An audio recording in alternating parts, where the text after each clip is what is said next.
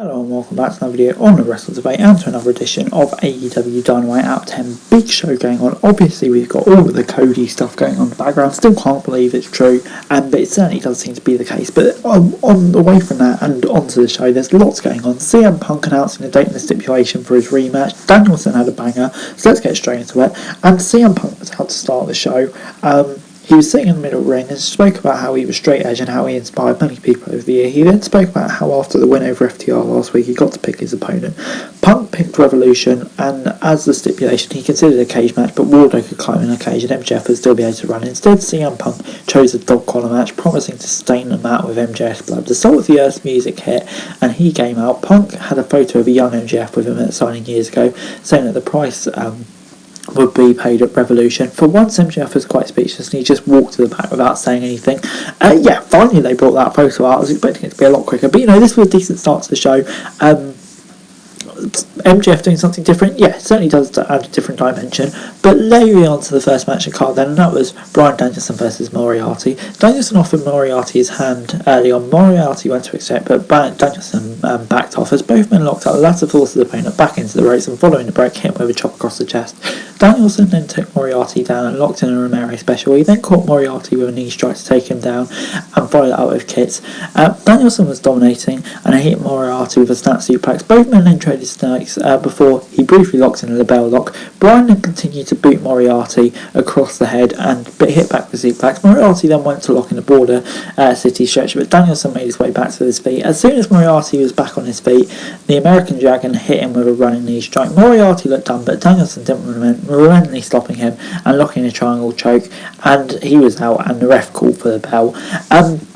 And then Bryan Danielson took to the mic after the match and demanded an answer from Jon Moxley. Moxley's music hit and he made his way down to the ring. Moxley took the mic and said a decade ago he was like Lee Moriarty, young and nothing to lose. He then recalled facing Danielson a decade ago. Even though he came up short on that occasion, he said he'd learnt a lot over the years. Moxley then added that when Danielson first showed up in AEW, he thought that he now had his chance to finally get a win. However, Danielson wanted to join forces. Mox said the idea intrigued him. He then said that he thought maybe Danielson wanted to join forces with him so he didn't have to wrestle Moxley. He then added Danielson why he wanted to join forces before adding that he doesn't stand side by side with anyone until they bleed together. Kind of went in the way we were all expecting, but still a really entertaining way to get there. The promo was good, as you'd expect with these two, and the match as well was such an underrated banger, really cementing Moriarty. So overall I'll give it an 8 out of 10. Keith Lee then hyped up the face of the Revolution in ladder match because we got the Wardlow versus Max Caster. Bowens found his tag team partner Max Caster an opening early in the match by grabbing Wardlow's foot. Caster then got a few shots in, but Wardlow soon took control. Wardlow charged at Caster, who sidestepped him, sending him crashing into the steel steps. The latter then went for a backdrop on the apron and went for a cover, only getting a 1 count. Both men traded strikes. Caster almost got the better of the exchange, but Wardlow planted him in the middle of the ring. Another distraction from Bowens, who passed Caster's chain. He then struck Wardlow in the head with a flying elbow drop. It was all Wardlow after this as he hit Max Caster with a powerbomb sympathy, destroying him. Bowens attacked Wardlow from behind after the match, but Spears entered the ring and smashed Caster with a steel chair. I'll give it a 7 out of 10. Slightly more competitive match, but still dominant for Wardlow. Kind of the direction I want to see it going in. This was good. Before Hangman Page was out next was Tony Schiavone. Adam Cole's music hit and he came down to the ring to confront the champ. Cole said that he was also a world champion everywhere he'd been, adding that Page's reign would soon be coming to an end. Hangman replied that Cole's friends built him a wrestling promotion and without him he would win the title. Cole then ended up walking away, but Hangman was jumped from behind by Kyle O'Reilly and Bob A. Fish. The trio laid it to Hangman Page as security came out. Security was largely ineffective as the Dark Order running out and they finally got the Undisputed Era to leave. The Dark Order wasn't happy. We then saw 10 take out a number of security guards before tossing the last one out of the ref into his breath room. We then later learned that 10 will be facing Cole on this week's Rampage, which will be a decent match. But the promo was good, and just to start with the storyline, before we got Jericho and Hager versus Proud and Powerful. Santana and Jericho started off the match, and it was all Santana early on as he laid into the demo god.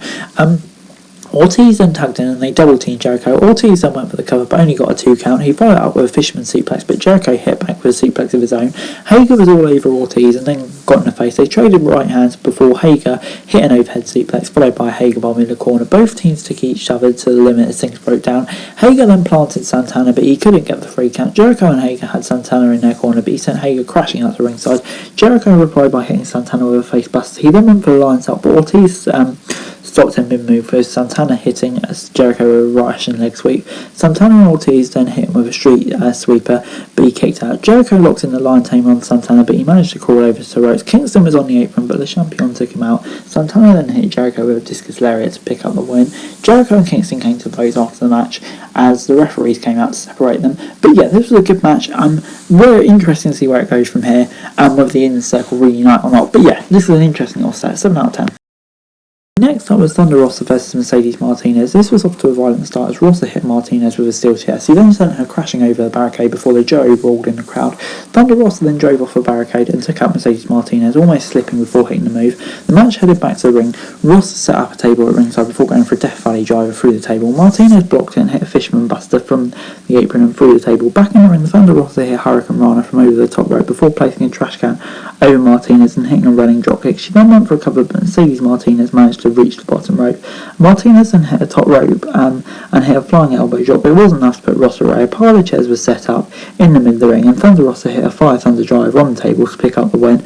Baker came down to the ring and Jamie Hayter and Reba. Baker took out Thunder Rosa, but Mercedes Martinez tried to stop her, and this led to Hayter taking down Martinez. Yeah, interesting little direction, but definitely seems like we're going for Thunder Rosa v Baker at Revolution. Interesting to see where Mercedes Martinez fits into this. This was good as well. Decent matchup, 7 out of 10. Next up was the main event, Sammy Guevara vs Darby Allin for the TNT title. The first major moment of the match saw Guevara hitting Allin with what looked like a modified GTH into the top turnbuckle after a bit of back and forth, sending Allin crashing out to ringside. Back in the ring, Sammy was back on the top rope. He went for a moonsault, but Darby rolled away. However, Guevara landed on his feet but seemed to be favouring his knee. More back and forth and both men were on the turnbuckle. Sammy hit a Spanish fly off the top rope, but it wasn't enough to put Darby away. Allin then locked in a figure 4, but Sammy broke free and charged at the Darby, going knee first into the turnbuckle. Allin then hit a stunner, but Sammy rolled out to the ringside. Allin went for a suicida, but Sammy countered it with a cutter. Back in the ring, Darby headed to the top rope before Jose came out to intervene, but Sting took him out. Andrade then struck Darby in the head with the tablet. Despite not seeing what happened, Sammy took advantage with the GTH. Matt Hardy was then in the ring, raining down right and left on Sammy. Sammy chased him away, but Andrade sneaked up from behind and smashed him with the tablet. He then seemingly left with the TNT title belts. All the interference kind of ruined a great match. It would have been an 8 out of 10, but probably only get a 7 out of 10. But yeah, I really can't wait for Sammy Guevara versus Andrade and Darby Allin as well. That'd be a great match. Overall this week, AEW Dynamite gets a 7 out of 10 from me. Yeah, really enjoyed this episode of Dynamite. From start to finish, a really solid show. Yeah, lots going on, action-packed, never really a dull moment, and that's exactly what you want from your TV show. So yeah, this was a really excellent episode of Dynamite. Hopefully they keep it up. But anyway guys, that's it for the video. Thanks very much for watching. Remember to like, share, subscribe. Any thoughts, comments down below. Follow on to the link in the description below for daily wrestling news. Subscribe to the channel on the screen right now, it'd be greatly appreciated. Thanks very much for watching. Peace.